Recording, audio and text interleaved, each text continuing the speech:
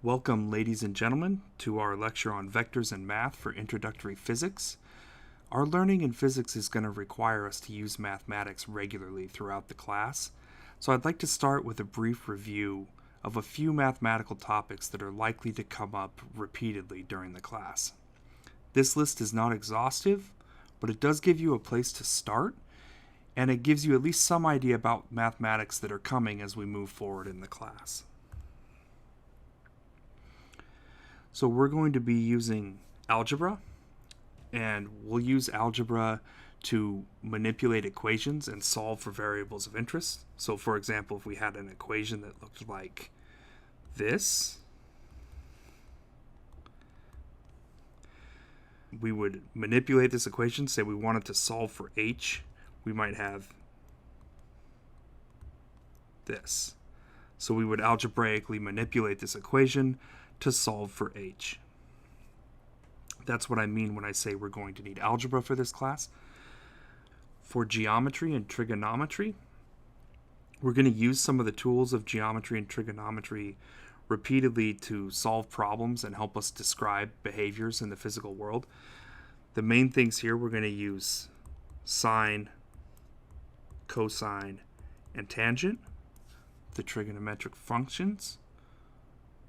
And we're going to use the properties of right triangles regularly. For calculus, I want you to remember that calculus is a mathematical tool for studying change. A world where things aren't changing isn't very interesting, and it doesn't really give us much to study. So we'll obviously be interested in systems where changes are occurring, and we'll use calculus to help us understand those systems. Remember that in calculus, the two functions that we care about are the derivative and the integral. And finally, I'd like to cover vectors today. Vectors are a mathematical object that allows us to include direction information when we're describing quantities, and it also gives us a really nice tool for considering things in multiple dimensions. And since we'll often be considering things in the three-dimensional space of our world, we'll want to have math with vectors to help us calculate things in this. So first on the list is algebra, and we'll be using algebra pretty extensively to manipulate and solve equations. So there are a few things to remember. And again, as I've said multiple times already in the class, first off, remember what the equal sign means. It means that things are the same on either side of it, okay? It tells us the two quantities are equivalent. Remember also that we said in the last lecture that this means that your units will always be the same, and that your units will work in every step along any kind of derivation that you do. So if you have multiple equations, this equals this, and then we simplify to this, and then that means that this equals this, and then finally we have an answer. Remember that units will work on every one of these steps, all the way from the start to the finish, and if we find that our answer is incorrect, we can always go back and check that units work on a step, and if we find that units don't work on one of these steps, we know that it was in making this step that we made an error. So it gives us a good way to check our answer for correctness, and it also gives us a really good way to find an error if our answer is incorrect. Also with algebra, I want you to make sure that you're always writing equations that are true. So it's common to write some stuff and that equals x, say. And you think, well, but then what I want to do is I want to say x plus y equals z, and so I write it like that. And this equation is true, but by adding this plus y, I've made this equation no longer true, because this was the part that was true before. And so it's very important in this class that you always write equations that are true. You never let your train of thought go such that you start ruining things or making things untrue for someone that's going to read your answers later. You always want it to be legible for a third party later. So the correct way to go through this process that we were thinking of is we have some stuff and it equals x, and then what we want to do is say in a separate equation x plus y equals z. And writing these two equations means that when somebody goes back and looks, each equation will still be true. And we don't ruin the truth of one equation by being lazy and skipping a step to make the second equation. So make sure that your equations are always true. The next thing with algebra is to make sure that you remember order of operations and you use it to make sure that your equations are written correctly. Again, make sure that your equations are true. Make sure that order of operations isn't causing your equation to say something you don't think that it should say or that it's not supposed to say. And if you don't remember order of operations, you need to go look it up and you need to have it memorized. You have to know order of operations. You have to be able to move through mathematical equations correctly. The next thing that I want you to remember as it pertains to algebra is remember that we can do anything we want to an equation as long as we do it to both sides. So imagine that I have an equation that looks like this. I can manipulate this equation in any way that I choose as long as I do the equivalent thing on both sides. So imagine, for whatever reason, I want to multiply this side by z minus 3. That's perfectly fine as long as I also multiply this side by z minus 3. So I can do anything I want to both sides as long as I do the same thing to both sides. I have to change the quantity on each side of the equation in the same way. The next thing that I want you to remember with algebra is that I can always multiply by 1 or add 0 without changing a quantity. So remember that if I have something, we'll use something really simple like 3 plus 5 equals 8. If I multiply 8 by 1, remember that that doesn't change anything. I still have 8. Or if I multiply 3 plus 5 by 1, I still have 3 plus 5, and that still equals 8. So I can multiply either side by 1 without doing it to both sides because multiplying by 1 doesn't change the quantity. By the same token, I can always add 0, right? I could always have 8 plus 0 because that still equals 8. So I can always add 0 without changing the quantity. But why would I ever want to do that then? Why would I bother multiplying by 1 or adding 0 if it doesn't change the quantity? What's the point? The point is for things like our unit conversions. Remember that as long as I know some equivalency with units,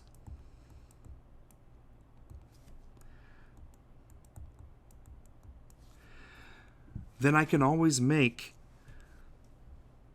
something that equals 1.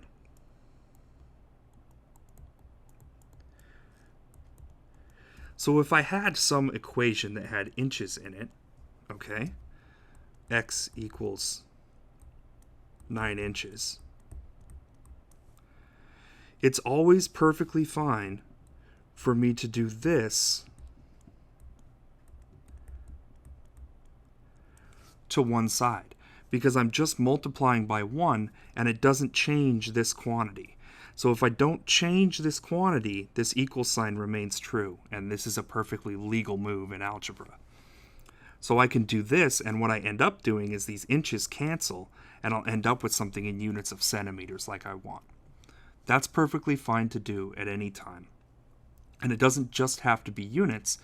I can always multiply by anything that's equivalent to 1, as long as I multiply the whole side of the equation by whatever is equivalent to 1. By the same token, I can always add something that's equivalent to 0. So why would I want to do that?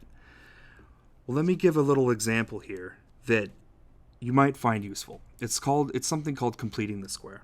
So imagine I have an equation that looks like this.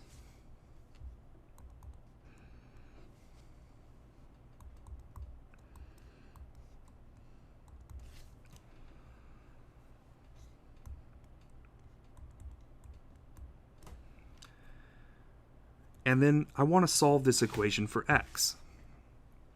Well, this thing looks fairly complicated. It might be kind of a pain to solve for x in terms of y. But I can remember that I can always add something that's equivalent to 0. So imagine that I add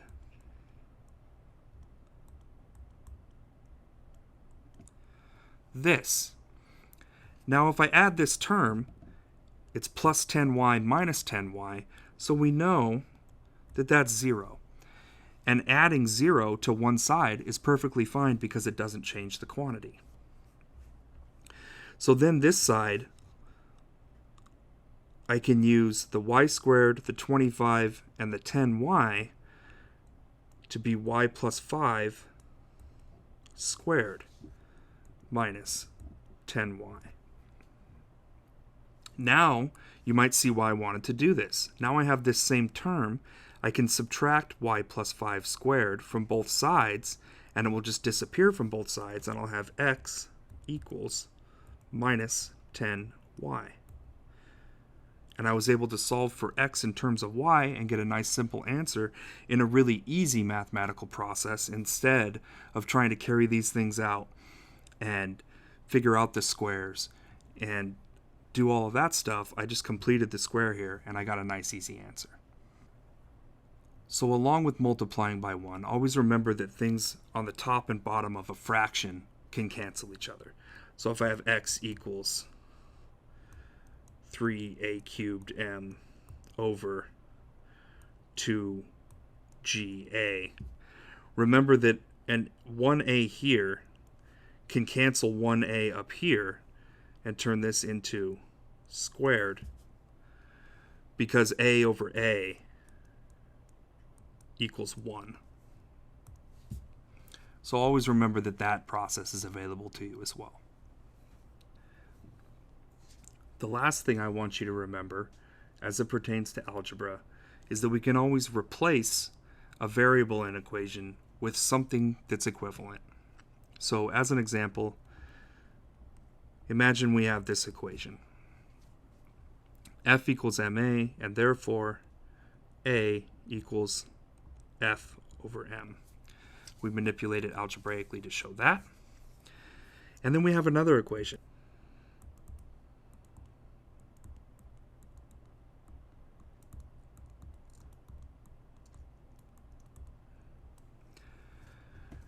Now, if for some reason I was solving this, and I didn't know a, but I did know f and m, I might want to make a substitution that looks like this.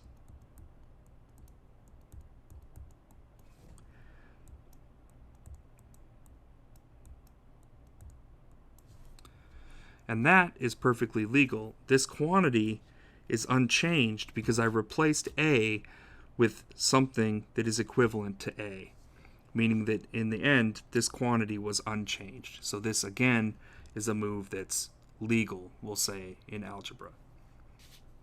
So remember these kind of legal moves that we can use to help us solve problems. Make sure you brush up on your algebra so that you can do algebra quickly and efficiently, and you'll be using it regularly for the different problems that we solve in this class. So moving on, I'd like to look at some simple plots. So if we have a simple xy plot here, remember that a plot can often be represented such that y is a function of x. So we have y equals some function f of x.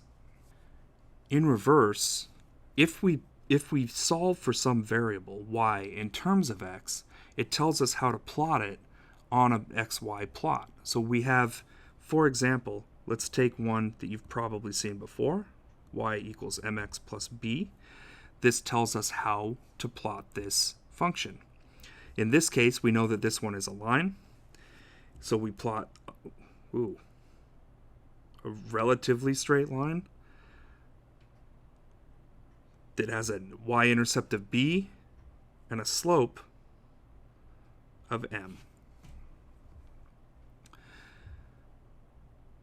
In general, we'll have a lot of different functions, and these functions will tell us how we can plot things. We'll use a function to tell us exactly how to get some quantity that we care about, and we'll plot it to give us a visual representation of that same information, of how y changes as we change x.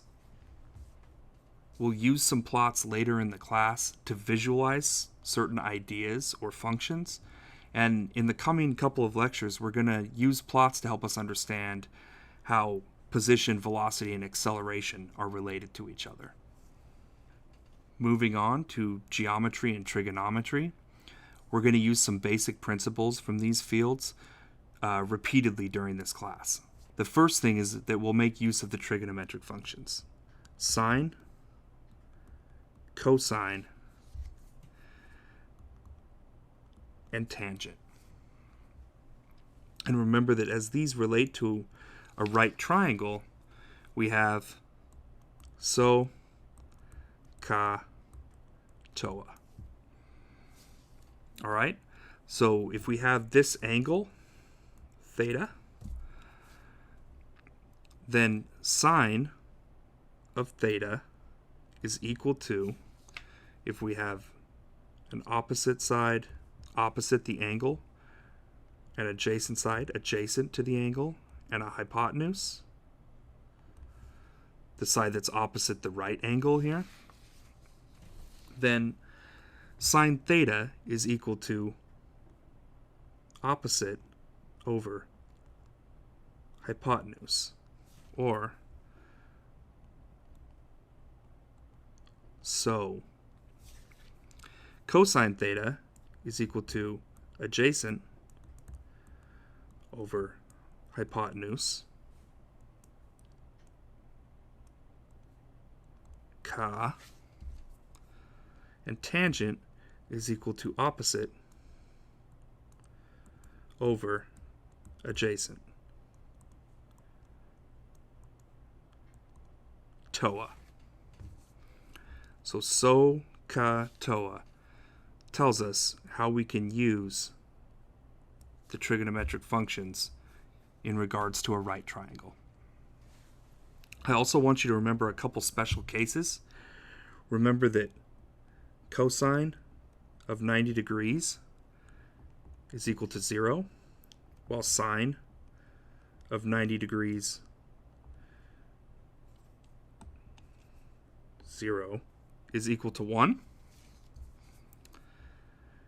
And remember that cosine of 0 degrees is equal to 1, while sine of 0 degrees is equal to 0.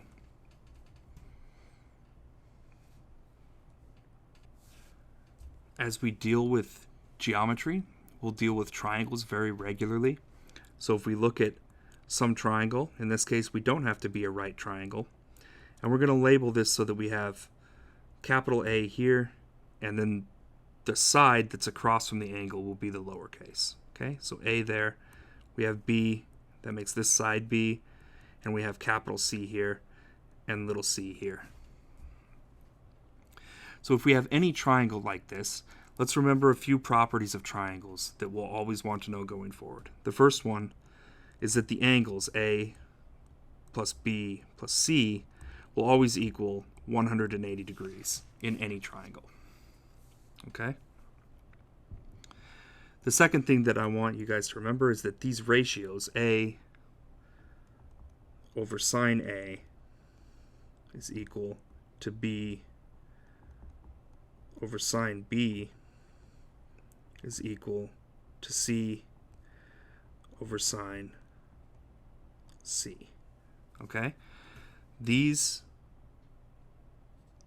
equivalency of these ratios is called the law of sines. And this is true of all triangles. We also have a law of cosines. It says that c squared equals a squared plus b squared minus 2ab cosine big C.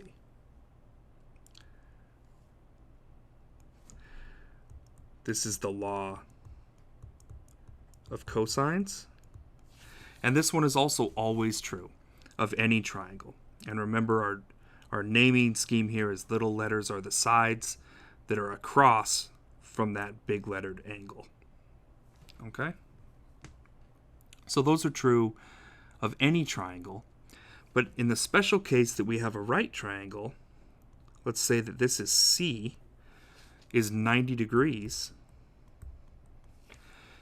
If that's the case, and this is little c, when we go back to our law of cosines, we'll see that here we have cosine of 90 degrees. And cosine of 90 degrees, we said, was 0, which means that this term falls out. And for a right triangle, this simplifies to the Pythagorean theorem that I'm sure you've seen before. The next thing I want you to remember from geometry has to do with circles. We'll be using the properties of circles regularly. So if this point is in the center-ish, this is the radius of the circle, the distance from the center to the edge of the circle. And remember that the circumference of a circle, the size all the way around the outside, the circumference C is equal to 2 pi r. Also remember that the area of the circle in here, A, is equal to pi r squared. Both of those things will come up regularly, and we'll use them regularly. Also remember that if we're in radians, one full trip around the circle, one full trip here, is 2 pi radians.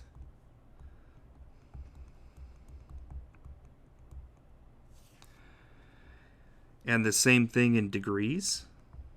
One full trip around the circle is 360 degrees.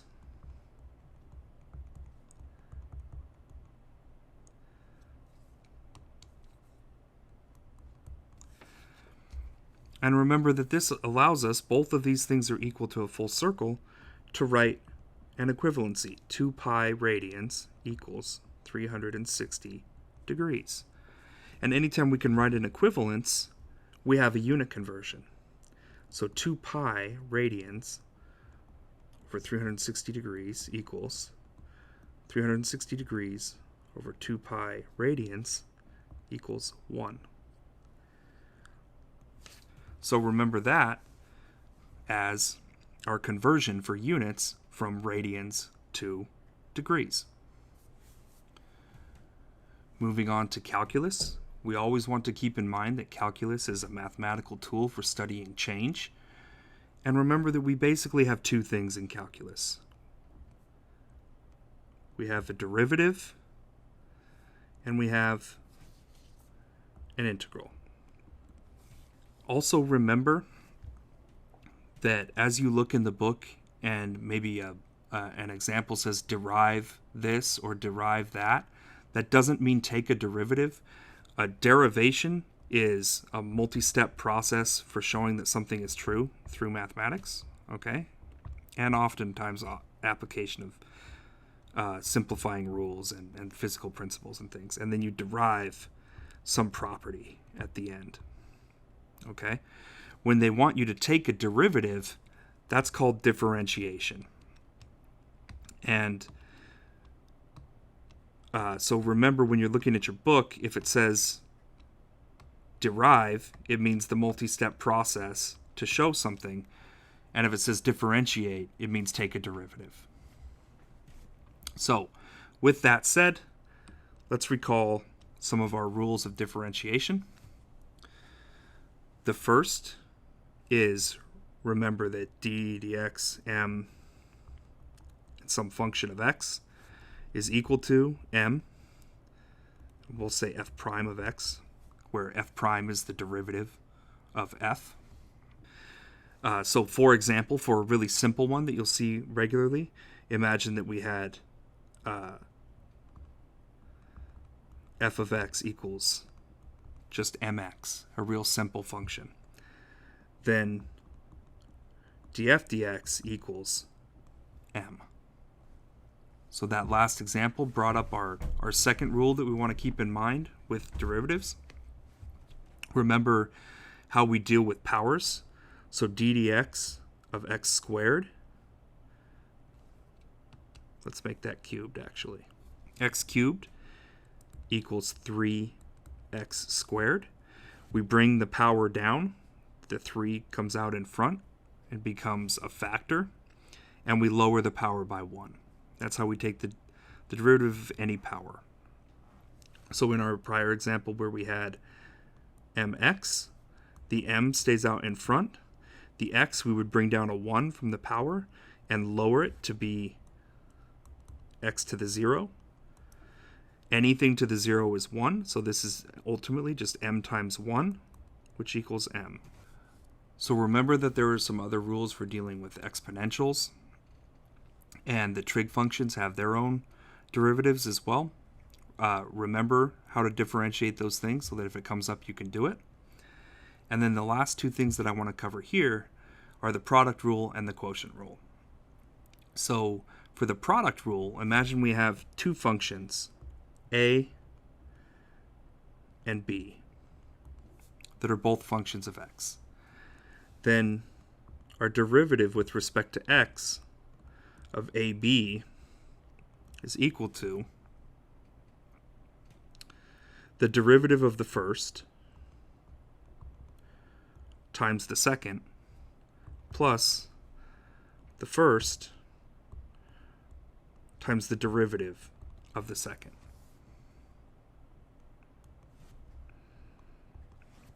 This is called the product rule.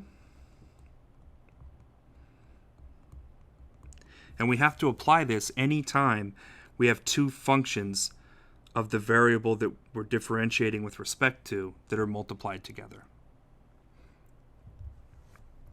So if we had something like this, we would have to apply the product rule to this. We would have to differentiate this, we'd have to differentiate this, and we'd have to combine them in this way here. So d dx of x minus 2 equals 1.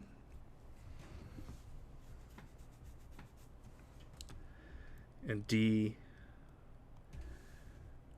dx of x cubed equals 3x squared. So then we would have the derivative of the first times the second, so 1 times 3x squared, plus the first, x minus 2,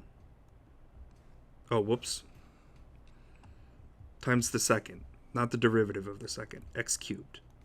So we have 1 times x cubed plus the first, x minus 2, times the derivative of the second, so now 3x squared. And this is the derivative of this thing.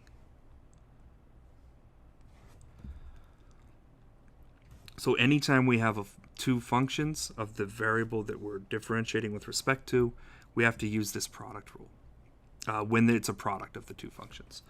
So what about when it's a quotient of the two functions? So imagine instead we have two functions, a and b still, but now it's a quotient of the two. And we want to take the derivative with respect to x of a over b. In that case, we would have a prime b minus b prime a over b squared.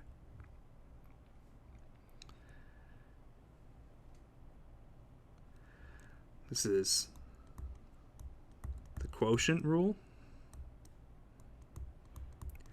And we have to apply this anytime we have two functions of x that are a quotient of each other and we want to differentiate with respect to x.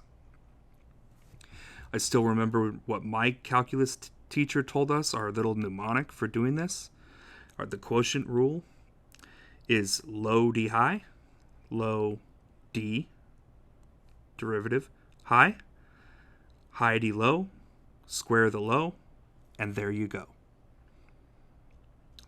So that one again is low d high, high d low, square the low, and there you go.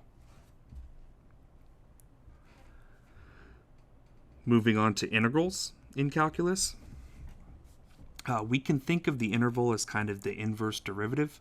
That's probably making mathematicians squirm when I say that, but we can kind of think of that way. We can kind of think of the integral is to derivative as division is to multiplication.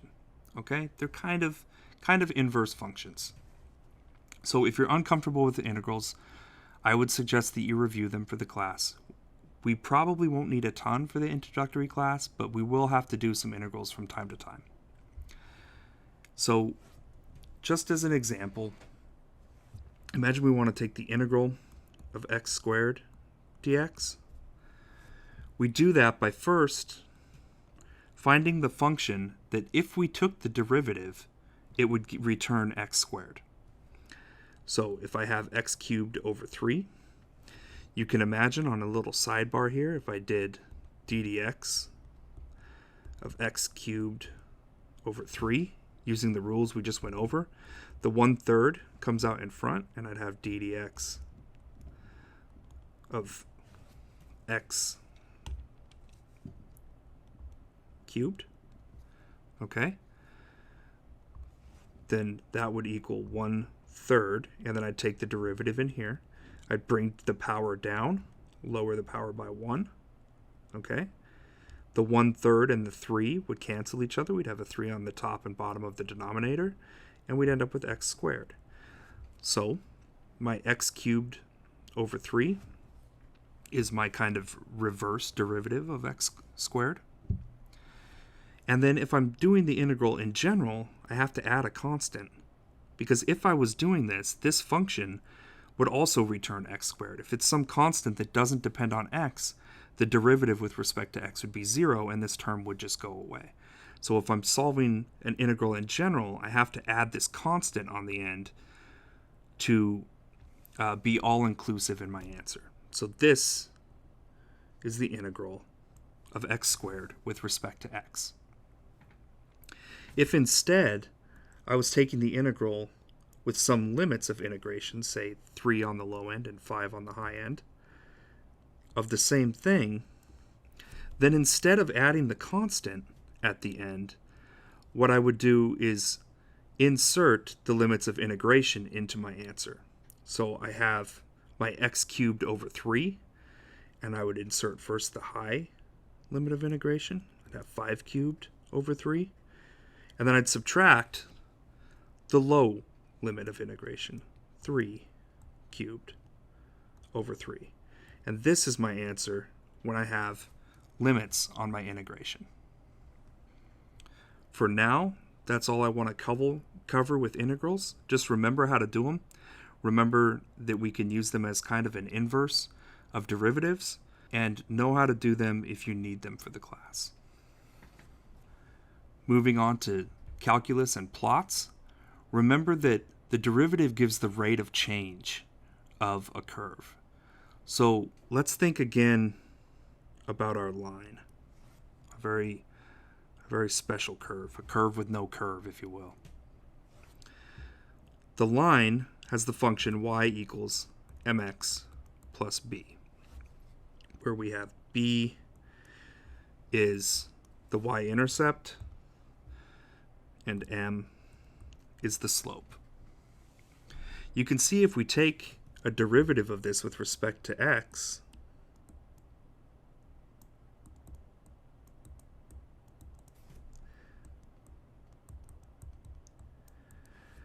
we just get m. And we know with the line, m is in fact the rate of change, right? It tells us the rate that y changes at as we change x. That's what the derivative is designed to return. So this is also true of a curve. So if we have some function that creates a curve on a plot, when we take the derivative at some point, that will also return the rate of change at that point on the curve. Or if we take the derivative of the function of the curve in general, we can always plug in any given value of x to find the rate of change at that point on the curve. And what it gives us is the slope of a line that's tangent to the curve. My drawing abilities don't make it completely clear, but the tangent is a line that touches the curve only at the point of interest and doesn't go through it. Doesn't go through the curve like this. So it's not that, it's this. And the slope of that line is the rate of change of the curve at that point. The integral, on the other hand, if we integrate from, say, 3 to 5, like we did in our previous example, then the integral gives the area under the curve. So this whole area that I've colored in. This is true for any curve and any limits of integration that are appropriate to the curve. So the last thing I want to talk about in this review of mathematics are vectors.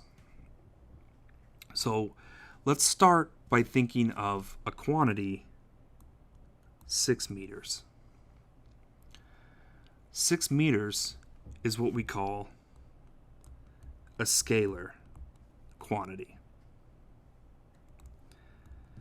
A scalar quantity is one that just has magnitude. 6 meters is some magnitude of length that exists in the world. If we were to instead say 6 meters west, we would turn this into a vector quantity. A vector quantity includes both a scalar magnitude, the 6 meters, and a direction, in this case west. This is the definition of a vector. It's a mathematical object that includes both a magnitude and a direction. So now let us consider a point out here. And let's say this point is at 5, 3. This point has a location expressed with two pieces of information, an x-coordinate and a y-coordinate. We need two pieces of information because we're in 2 dimensions. The flat space of the page is a 2-dimensional space. If we turn this into a vector, it's an arrow that points from the origin to this point. That arrow has a magnitude, its length, and it has a direction. A common way to denote that direction is an angle from one of the axes, this angle theta here. These two pieces of information define this vector for us. It has a magnitude and it has some direction. A common way that we note a vector in typed text, we make it bold. When we're writing, we put an arrow over the top of it. So if I were to write this, put these little arrows over the top of these two variables, what I'm telling you in this equation is that f is a vector, and a is a vector, and m is not. M is a scalar. To use vectors, we have to first decide on a coordinate system. And the coordinate system must have a number of coordinates equal to the dimensions we're dealing with.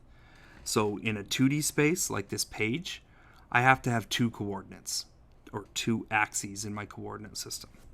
In this case, I would have an x-axis and a y-axis. In 3-dimensional space, I have to have 3 coordinates, or 3 axes for my coordinate system. Usually we say x, y, and z in what we call Cartesian coordinates. When I choose these coordinates, I should choose them so that they are orthogonal to each other. What does this mean? Orthogonal is a mathematical term that we can think of for our purposes as meaning these axes are perpendicular to each other. Okay? There's no part of the y-axis that points in the x direction. I could describe the points on this page using a coordinate system that looks like this. and it would work, okay? The problem with this coordinate system is that then when I go to describe things, when I change x, okay, if I move x in one direction or the other direction, it changes in y, right? You can imagine if I had a point, if I'm moving it in x, its y coordinate changes because part of the y direction here is pointing in the x direction. These two axes are not independent of each other. By contrast, if I have some point in this coordinate system where the two axes are orthogonal, if I move this point in x, nothing happens in y because y and x are in completely different directions. There's no part of y that points in the x direction. These are independent of each other. When I choose a coordinate system for vectors or for solving a physics problem, I always want to choose coordinates such that the x and the y axis, or the x, the y, and the z, all of my axes are perpendicular to each other. The next thing that I want to keep in mind as I choose a coordinate system is that my coordinates should be unit vectors. And what's a unit vector? A unit vector is a vector with length 1 that points in a specific direction. So for example, x and y. They're length 1 and they have no units, so they serve no purpose except to point in a particular direction. We'll often see these labeled as I, j, and k, corresponding to the x, the y, and the z directions. This is particularly common, I believe, in engineering. But I like to keep things simple. So when I label my axes, I like to just use x hat, y hat, and z hat. And you notice I have these hats on the I, j, and k as well. The hat tells you that it's a unit vector. That's the point of the hat. That's what it's conveying. So when I say x hat, y hat, z hat, I mean the x direction, the y direction, and the z direction. So if we had some vector and we wanted to write it in Cartesian coordinates, some vector v, remember the line over the top means it's a vector, it would have some magnitude vx in the x hat direction. It would have some magnitude vy in the y hat direction. And it would have some magnitude vz in the z hat direction. In our two-dimensional example, we would have v is vx x hat plus vy y hat. So if we have our vector here, v, we would have this, vx, okay, in the x hat direction. The length of this vector is vx, and the direction is the x hat direction. And we would have this one, the length vy, in the y hat direction. And these two vectors can be added together to give us our total vector v. And that is indeed how we add vectors. We can add them head to tail like this. So this one points out. We put the tail of the y at the end of the x, and it goes up. And we get our result, this vector here, v. So imagine we have some vector v in 3 dimensions.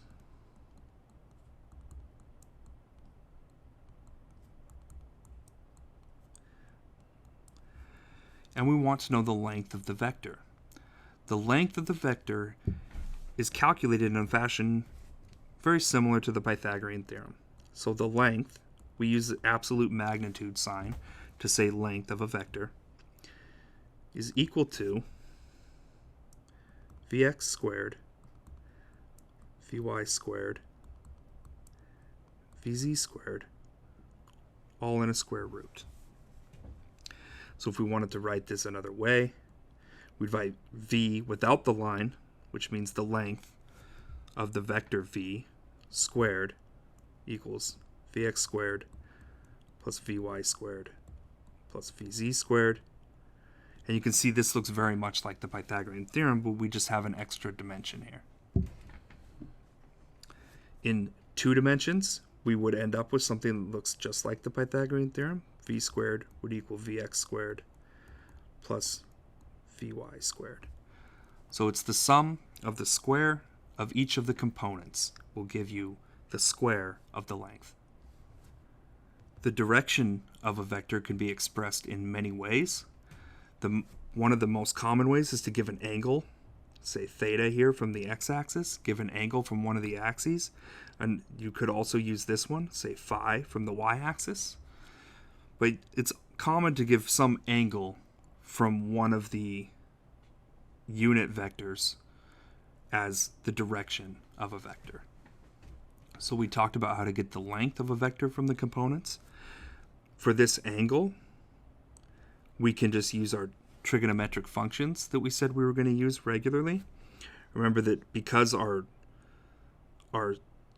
coordinate system has orthogonal axes, then when we go here, these 2 vectors are at a right angle, so this is a right triangle. I have this angle theta, so then I would know that sine theta, remember SOHCAHTOA, sine theta would be Vy over V, the length of the vector.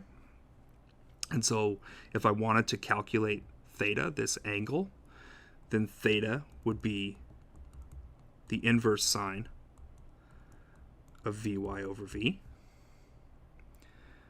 Similarly, if I wanted to use the Vx, I would change this to cosine. So theta would be the inverse cosine of Vx over V. But what if I wanted to go the other way? What if I was given vector length and direction, and I wanted to calculate the components of the vector so that I can add them or something like that? So imagine I have these 2 vectors. I have this vector of length v that's some angle phi from y hat, and I have this vector of length w of some angle theta from the negative x direction. If I wanted to calculate the components of these vectors, I know that I would have Vy in the y hat direction, and then I would have Vx in the x hat direction. Similarly here, I would have Wx in the x hat direction and Wy in the y hat direction. I'd have a right angle here, and I'd have a right angle here. So if I wanted to calculate the components of these, I can use my trigonometric functions. I can use SOHCAHTOA to calculate that. Remember, I know v. I was given the magnitude of the vectors, and I was given these angles. The important thing is to not try to remember that the x direction is always cosine and the y direction is always sine or something like that. Draw the triangle and use the geometry of the triangle to solve it. So if I wanted to solve for Vx, I can see that Vx is opposite the angle that I was given. So I know that sine deals with opposite.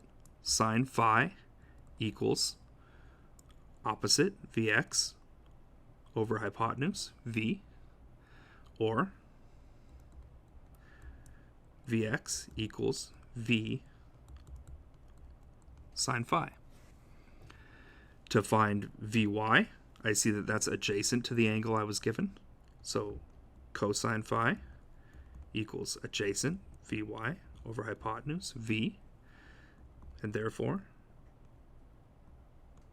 Vy equals V cos phi. And so my vector V in components is V sine phi x hat plus V cos phi y hat. And then I have this vector V in components. For W, you can see if I do something similar, I have this angle theta. I see that WX is adjacent to the angle theta. So cosine theta equals WX over W, which means WX equals W cos theta. Similar to before, sine theta equals WY over W, which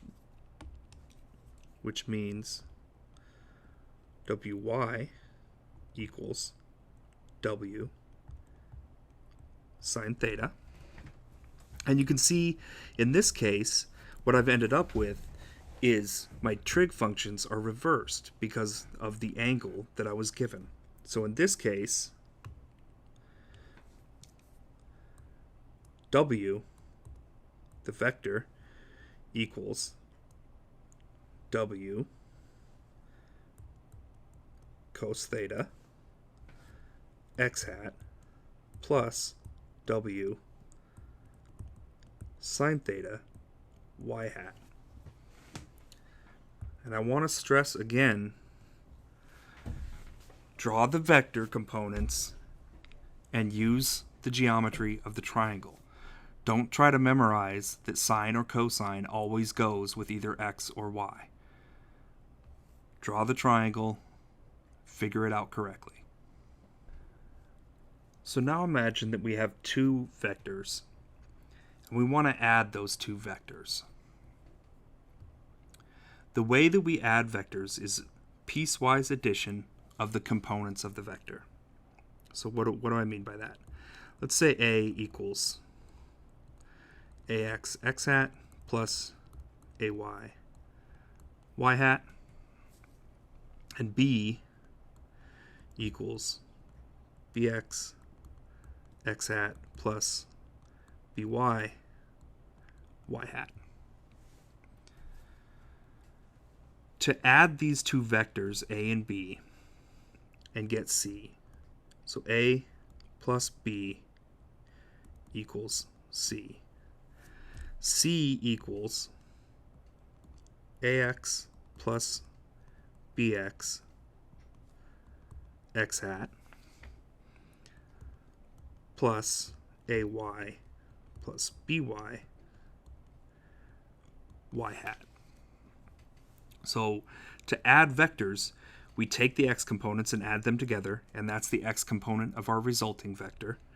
And we add the y components together, and that becomes the y component of our resulting vector. So note that by adding this way, the length of the resulting vector is not necessarily the sum of the lengths of the two vectors that we added together. The only time that that is true is if the two vectors are pointing in the same direction. So if I had A pointing in this direction, and I had B perfectly parallel to A, then if I add them together, C will have a length that's A plus B. If they're not exactly parallel with each other, this will not be true. The length of C will not be the length of A plus the length of B.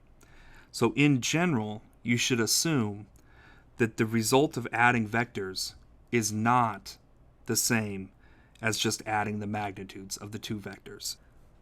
So let's do an example of vector addition real quick. Imagine I have two ropes attached at the origin here. I have x hat and I have y hat. And then imagine people take these two ropes, a person on each rope, and they pull it, this one at this angle phi, and this one at this angle theta, this one with magnitude A, and this one with magnitude B. And let's imagine that theta equals phi equals 45 degrees. So they're pulling at the same angles. And A equals B equals 5 newtons. So they're pulling with the same force. They're pulling with the same force. They're pulling with the same angles with respect to x hat. So A, if we use our trigonometry to break it down into components, is going to be 3.54 x hat plus 3.54 y hat. And B, because it's pulling in the negative x hat direction here, is going to be minus 3.54 x hat plus 3.54 y hat. So then when I add these together, if I wanted A plus B equals C, I wanted to know what the result of pulling in these kind of opposite directions with the same force is. To add them together, I would have C equals AX plus BX x hat plus AY plus BY y hat. And that's equal to 3.54 minus 3.54 x hat plus 3.54 plus 3.54 y hat. And then C, this term is 3.54 minus 3.54, so it's 0. So we have nothing in the x hat. And what we end up with is 7.08 newtons in the y hat direction.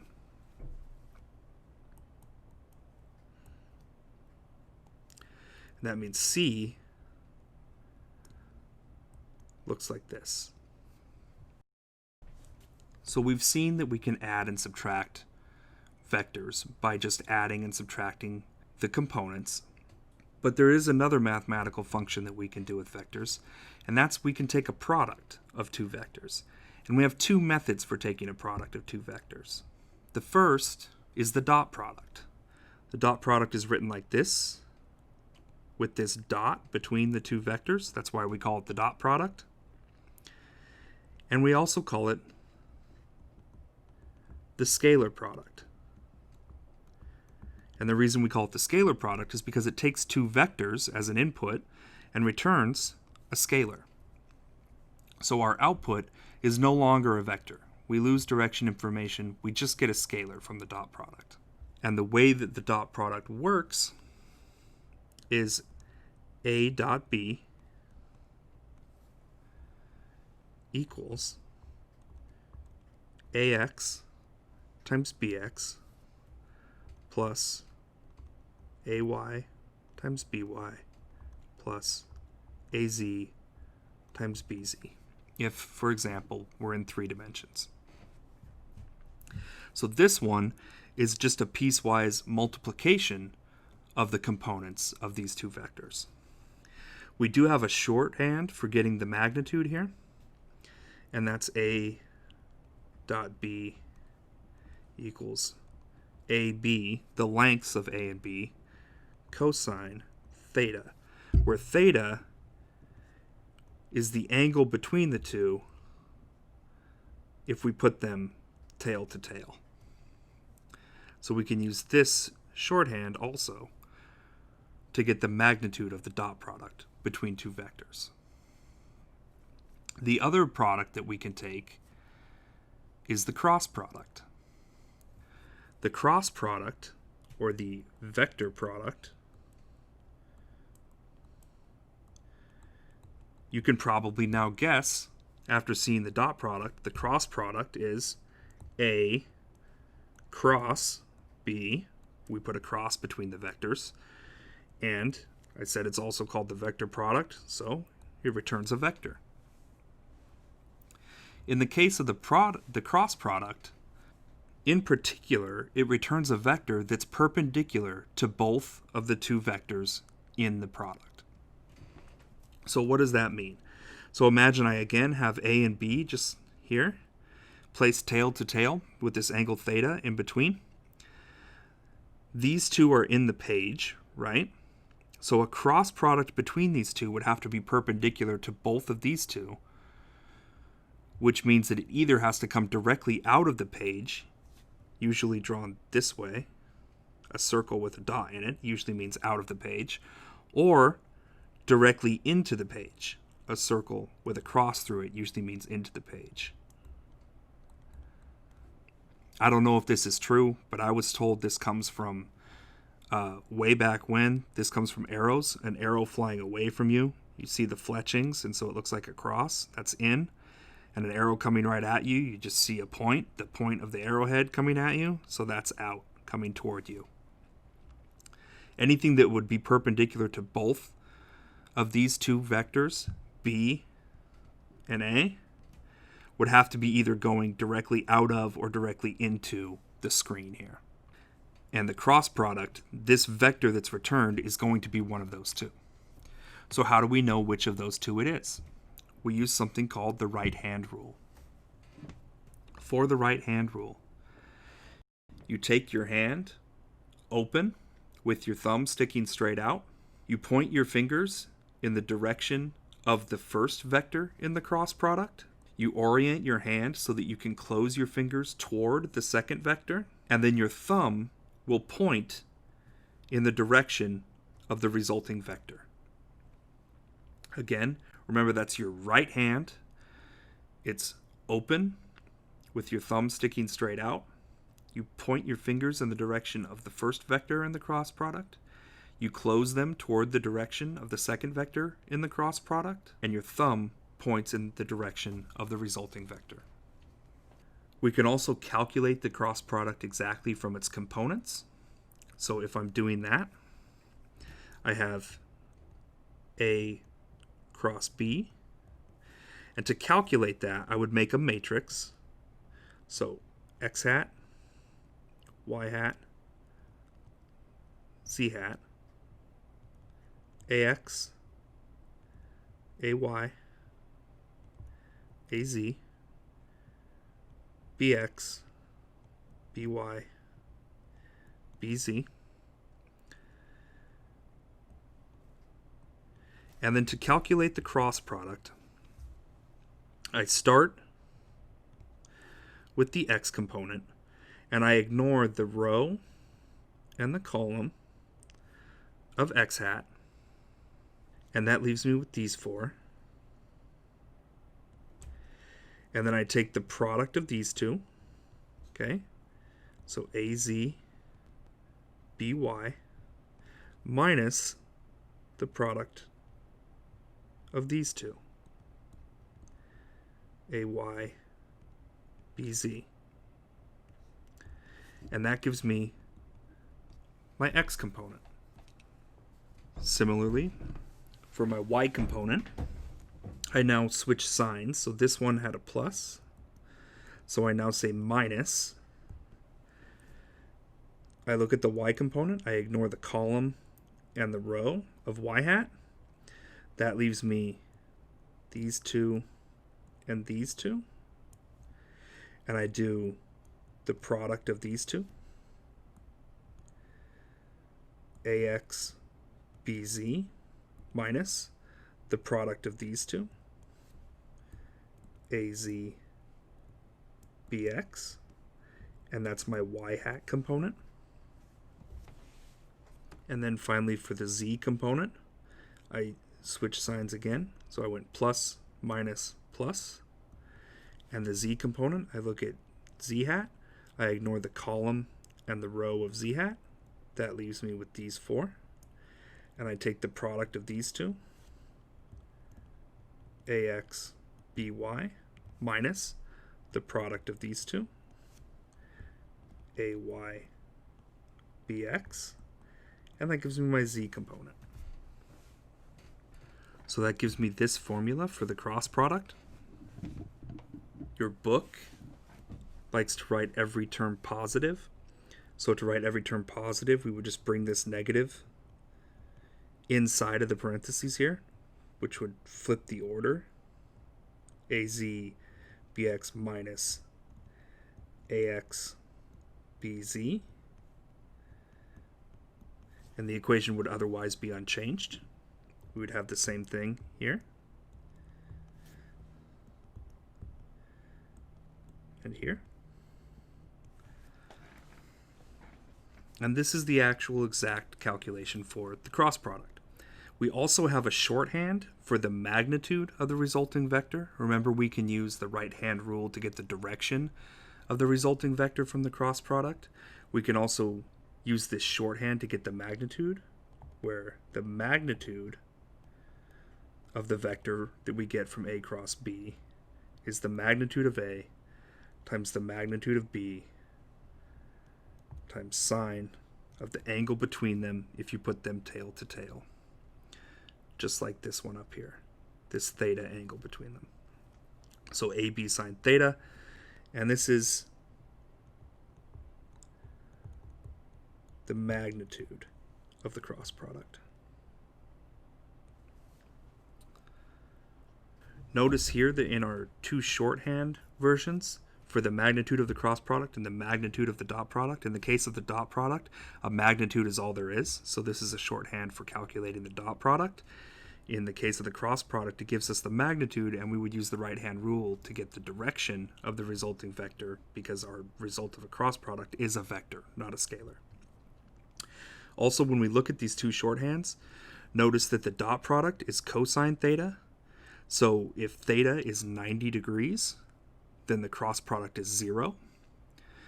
And if theta is 0 degrees, then the cross product has its maximum value. Cosine theta will be 1, and the dot product will just be A times B. Likewise, notice that for the cross product, we have the sine of theta. So for this one, the maximum possible value that we can get from the cross product with sine of theta in here is if theta is 90 degrees. At 90 degrees, sine theta will equal 1, and our magnitude will just be AB. That's the maximum that we can have from the cross product. And our minimum, again, is 0, but this time, if sine theta equals 0 degrees. So the cross product has a maximum value when A and B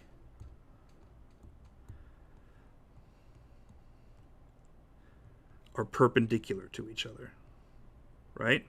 Maximum when theta equals 90 degrees.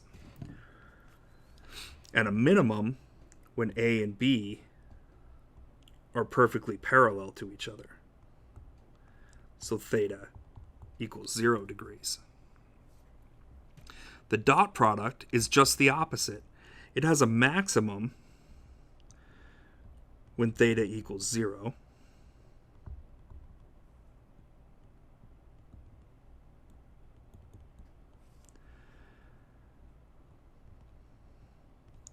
And it has a minimum